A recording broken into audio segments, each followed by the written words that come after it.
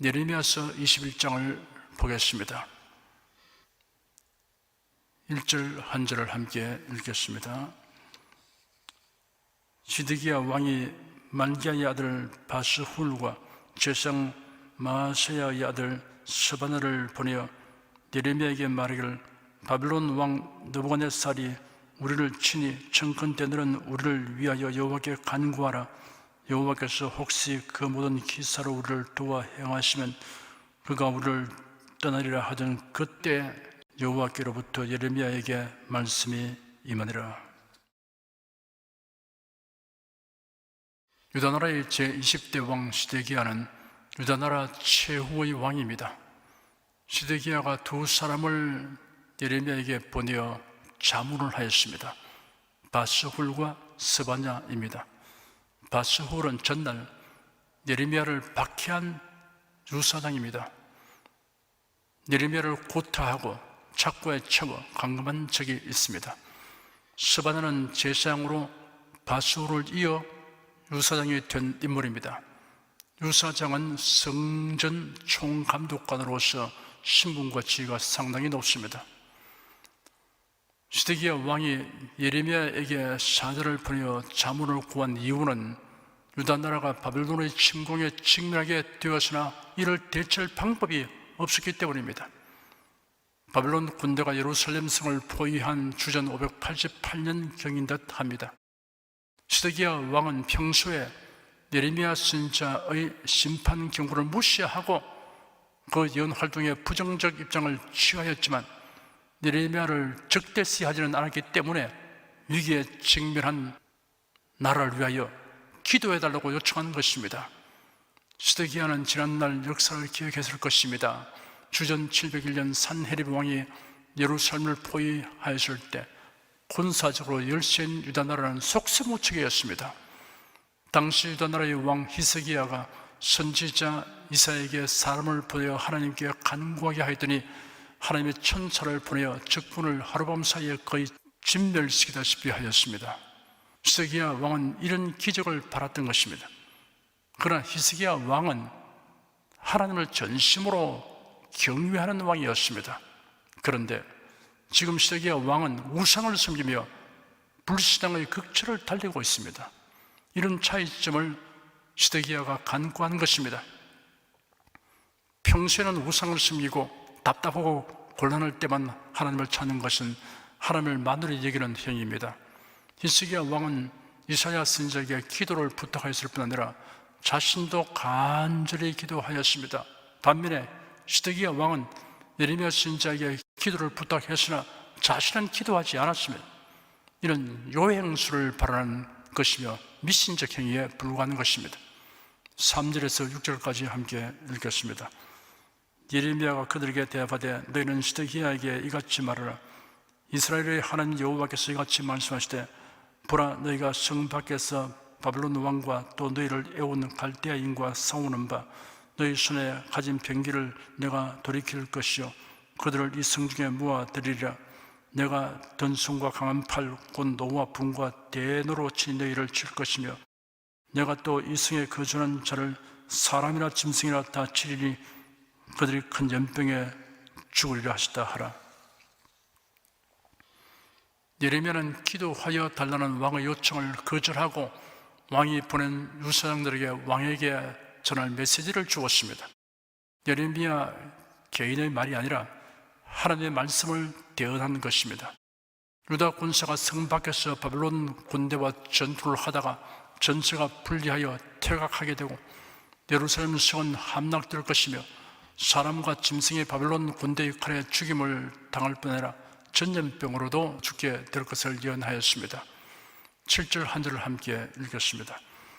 여호와께서 또 말씀하시되 그 후에 내가 유다 왕 시드기야와 그 신하들과 백성과 및 이 성읍에서 연병과 칼과 기근에서 남은 자를 바벨론 왕 느부갓네살의 손과 그 대적의 손과 그 생명을 찾는 자들의 손에 붙이리니 그가 칼날로 그들을 치되 아끼지 아니하며 긍휼히 여기지 아니하며 불쌍히 여기지 아니하리라 하셨느니라. 전쟁의 와중에는 전염병과 기근이 따르게 됩니다. 위생적 생활을 할 수 없게 되고 농사를 지을 수 없기 때문입니다. 연병과 칼과 기근에서 살아남은 자들이 도망하게 되더라도 추격자의 손에 의하여 죽임을 당하게 될 것이라고 하였습니다. 이 예언대로 예루살렘 함락 당시 밤을 틈타 도망한 시드기야는 여리고 부근에서 붙잡혀 그의 자녀들이 처형당하는 것을 목도하게 되고 시드기야는 두 눈이 뽑힌 채 바벨론으로 끌려갔습니다. 이런 비극이 우연히 다가오게 되는 것이 아니며 하나님이 유다를 심판하기 위하여 바벨론 군대를 징벌의 도구로 사용하신다는 사실을 명확하게 밝히고 있습니다. 8절, 9절, 2절을 함께 읽겠습니다. 여호와께서 가라사대 너는 또 이 백성에게 여호와께서 이같이 말씀하신다 하라. 보라, 내가 너희 앞에 생명의 길과 사망의 길을 두었노니 이 성에 거주하는 자는 칼과 기근과 연병에 죽으려니와 너희를 애우는 갈대아인에게 나가서 항복하는 자는 살리니 그의 생명은 노력하는 것 같이 얻으리라. 심판의 와중에서도 살아남는 방도를 알려주었습니다. 성 밖으로 나가서 바벨론 군대에게 항복하면 생명을 건지게 되지만 성 안에서 저항하는 자는 죽임을 당하게 된다고 하였습니다. 하나님은 징벌하시면서도 한편으로는 살기를 알려주었습니다. 보라, 내가 너희 앞에 생명의 길과 사망의 길을 두었느니라고 말씀하셨습니다. 최초의 사람 아담과 하와에게도 하나님께서 생명과 사망의 길에 관해 말씀하셨습니다. 동산 중앙에 생명나무와 선악을 알게 한 나무를 두셨고 선악과를 먹는 날에는 죽는다는 경고를 하셨습니다. 하나님은 인간에게 자유의지를 주셨고 또한 하나님의 법을 주셔서 이를 순종하면 생명과 복을 받게 되었지만 거역하면 사망과 저주를 당하게 하셨습니다. 그런데 인류의 지상은 뱀의 꾀임을 받아서 사망과 저주를 택하였습니다. 그러나 죄인된 인생들에게도 하나님은 긍휼을 베푸셔서 생명과 복을 택할 수 있는 새로운 길을 주셨습니다. 하나님을 경외하는 율법을 주셨고 메시아를 믿도록 언약을 주셨습니다. 이를 순종하고 믿는 자는 복과 생명을 택하는 자이고 불순종하고 불신한 자는 사망과 저주 아래에 있게 됩니다. 신명기 30장 19절 20절에 보면 내가 오늘날 천지를 불러서 너희에게 증거를 삼노라. 내가 생명과 사망과 복과 저주를 네 앞에 두었은즉 너와 네 자신이 살기 위하여 생명을 택하고 내 하나님 여호와를 사랑하고 그 말씀을 순종하며 또 그에게 부종하라 하였습니다. 생명과 복을 택하는 구체적 내용을 말씀하셨습니다. 첫째, 네 하나님 여호와를 사랑하라 하였습니다. 하나님을 사랑하는 핵심은 하나님을 섬기는 것이 존재의 이유이며 목적이어야 합니다. 10계명 중에 첫 계명이 너는 나 외에는 다른 신들을 내게 있게 말지니라 이고, 둘째 계명이 너를 위하여 새긴 우상을 만들지 말고 그것들에게 절하지 말며 그것들을 섬기지 말라입니다. 예수께서 말씀하시기를 한 사람이 두 주인을 섬기지 못할 것이니 혹 이를 미워하며 저를 사랑하거나 혹 이를 중히 여기며 저를 경히 여기며라. 너희가 하나님과 재물을 겸하여 섬기지 못하느니라 하였습니다. 그 무엇도 우리가 추구하는 삶의 목적이 되면 우상입니다. 모든 것은 하나님을 사랑하기 위한 수단에 불과합니다. 그러므로 하나님을 사랑하면 하나님께 드리는 것을 즐거움으로 여기게 됩니다. 하나님을 사랑하기 때문에 헌신하고 희생하는 것이 보람과 즐거움이 되는 것입니다. 둘째, 그 말씀을 순종하라 하였습니다. 하나님의 말씀에 대한 참되고 온전한 순종의 자세는 이러합니다. 하나님의 명령이 이해가 안 되어도 순종합니다. 여호와의 말씀에 내 생각과 너희 생각과 다르며 내 길은 너희 길과 달라서 하늘이 땅보다 높은 같이 내 길은 너희 길보다 높으며 내 생각과 너희 생각보다 높으니라 하였습니다. 자신이 원치 아니해도 그 명령에 순종합니다. 겟세마네 동산에서의 예수님의 기도가 하나님께 대한 순종이 무엇인가를 잘 말해 줍니다. 내 아버지여, 만일 할만하시거든 이 잔을 내게서 지나게 하옵소서. 그러나 나의 원대로 마옵시고 아버지의 원대로 하옵소서라고 기도하셨습니다. 하나님은 절대 주권자이시기 때문에 순종해야 합니다. 하나님은 창조주이고 우리는 피조물입니다. 하나님은 주님이시고 우리는 종입니다. 하나님은 아버지시고 우리는 아들입니다. 그러니 순종해야 합니다. 셋째, 그에게 부종하라 하였습니다. 부종하다에 해당하는 히브리어 다바크는 굳게 연합하다, 작 달라붙다, 밀접히 결합하다는 뜻입니다. 부종하라는 말은 붙어서 따른다는 말입니다. 밀착하여 따르라, 가까이 따르라는 뜻입니다. 성도들과 하나님과의 관계가 형식적이고 의식적인 것이어서는 안 됩니다. 하나님은 그의 백성들과 아주 가깝게 그리고 친밀하게 관계를 가지기를 원하십니다. 하나님께서 에덴 동산을 거니시면서 아담을 부르셨습니다. 이스라엘 자손들이 광야에서 지낼 때 낮에는 여호와의 구름이 성막 위에 있고 밤에는 불이 구름 가운데 있었습니다. 언약궤가 안치된 성막에 하나님의 영광이 충만하였습니다. 성자 하나님이신 예수님이 사람의 몸을 입고 세상에 오셨습니다.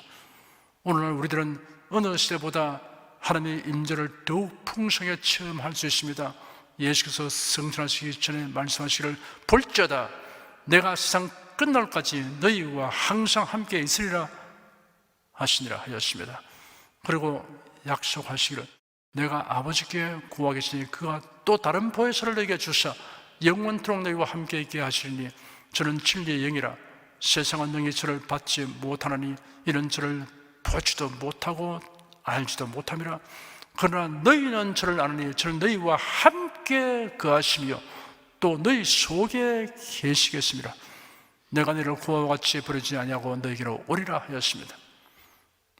오순절 성령 강림 이후로 교회 시대는 보혜사 성령께서 성도들에게 오셔서 가르치시고 인도하시고 도우시고 위로하시고 신령한 은사를 주시고 열매를 주십니다. 성령님은 하나님의 사랑과 예수 그리스도의 은혜로서 생명과 복을 우리에게 공급하시기 위하여 성도들과 가깝고 친밀하게 교통하십니다. 10절 한 절을 함께 읽겠습니다. 나 여호와가 말하노라 내가 나의 얼굴을 이 성으로 향함은 복을 위함이 아니요 화를 위함이라. 이 성이 바벨론 왕의 손에 붙임이 될 것이요 그는 그것을 불로 사르리라. 하나님의 인생을 향하여 바라보시는 것이 복을 주시고 도우시기 위한 관심의 표명일 때가 있는가 하면 노하셔서 화를 내리려고 하시는 의도의 표명일 경우가 있습니다. 사람도 그러합니다. 부모나 스승이나 지도자가 그의 수하에 있는 사람을 바라볼 때 긍정적 관심으로 보는 경우와 부정적 관심으로 보는 경우가 있습니다.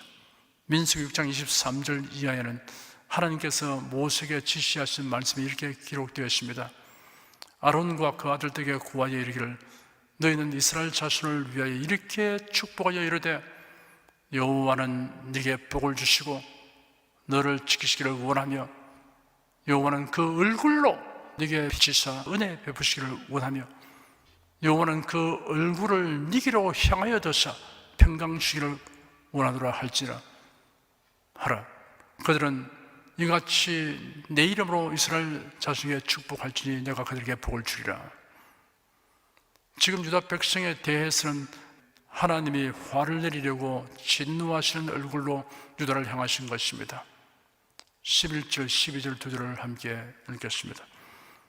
유다 왕의 집에 대한 여호와의 말을 들으라. 나 여호와가 이같이 말하노라. 다윗의 집이여 너는 아침마다 공평히 판결하여 탈취당한 자를 압박자의 손에서 건지라. 그러지 아니하면 너희의 악행을 내어 내 노가 불같이 나서 사르리니 너희 끌 자가 없으리라. 당시의 재판은 건물로 된 법정에서 행하여진 것이 아니라 성문 광장에서 주로 행하여졌습니다. 팔레스타인의 기후는 낮이 되면 햇빛이 뜨겁게 내릴 쬐므로 주로 아침 시간에 재판이 열렸습니다. 재판을 공정하게 하지 않으면 온 나라는 불법이 성행하게 됩니다. 그리하면 힘이 없는 자들은 억울함을 호소할 곳이 없어집니다. 유다 나라는 왕과 권력자들이 다 부패하였습니다. 그러니 공정한 판결이 이루어질 수 없었습니다. 이런 하나님의 진노와 심판을 자초하는 것이라고 하였습니다. 국가 권력의 최고 정점에 있는 사람이 불의하고 재판관이 공정한 판결을 하지 않고 언론이 사실 보도를 하지 않고 선거 관리를 부정하게 하는 나라는 기필코 망하게 됩니다. 특히 부정선거는 자유민주주의와 국민의 주권을 말살시키는 주범입니다. 국가가 몰락하게 하는 중대한 요인이 부정선거이고 또한 부정선거에 무관심한 국민입니다. 교회와 그리스도인은 이런 국가가 되지 않도록 적극적으로 힘쓰는 것이 마땅합니다. 빛의 자녀이기 때문입니다. 빛의 자녀는 악과 불의와 기만을 수수방관할 수 없습니다. 이는 빛의 자녀에게 내재하는 본성입니다.